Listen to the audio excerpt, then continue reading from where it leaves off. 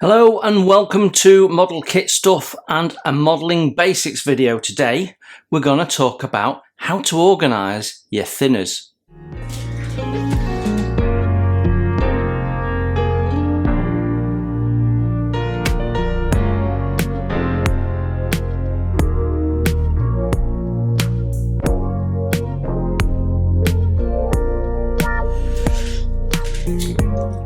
Yes, hello and welcome. A modelling basics video. So this is aimed at people who are new to the hobby, returning to the hobby, and trying to get their head around everything they need to be doing.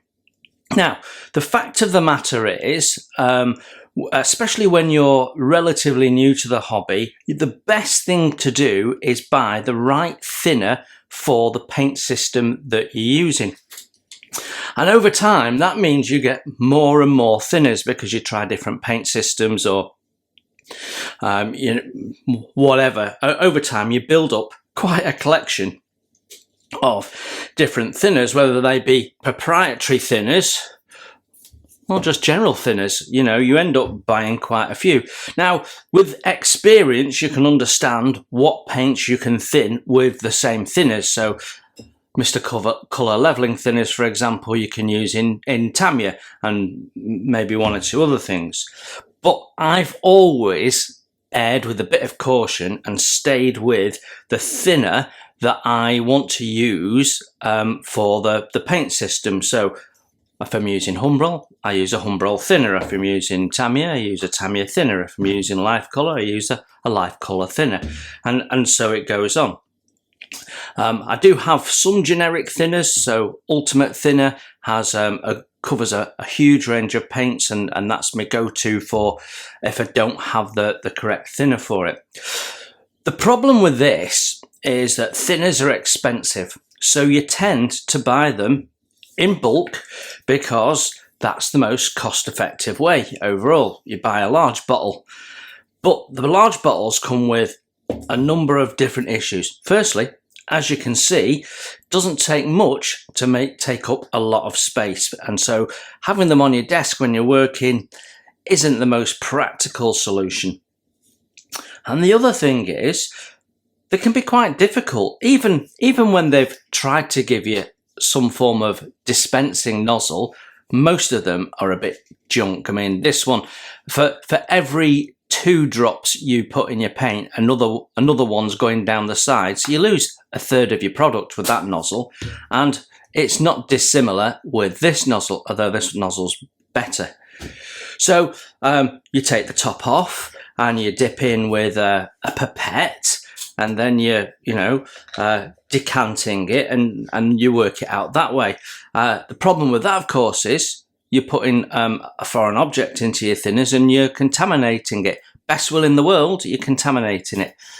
So what's the best way of managing thinners in terms of space, keeping them clean for use in mixing with your paints? Because even the tiniest little speckle of contaminant could clog your airbrush.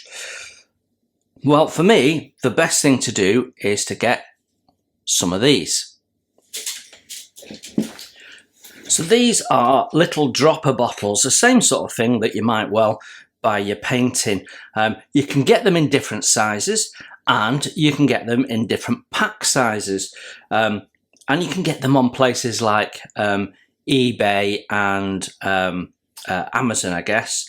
And usually they come with the bottle and the lid assembly separate. And what you do is you put the lid on, fill the bottle up, put the lid on, and you're away to go. And it gives you a dropper bottle. And the advantage of that is you can have multiple bottles of this on your desk, and it takes up no space at all. So I have one for every single thinner that I have, including White Spirit.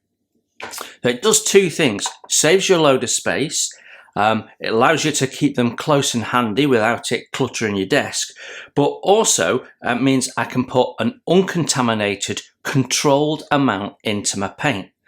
So I can either use a drop at a time, or I can put it in a separate palette and dip in with my brush and mix it that way, however I want to do it. But, having that on my desk is much better than having that on my desk. So that's my tip.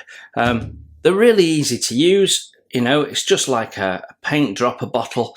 And then when you've done with them, you can flip this top off like so and refill it. So they are reusable. So it's not single-use plastic, because you can use these things for years. And if you do damage the top, you can buy some more because they cost next to nothing. So there you go. That's my tip for managing thinners.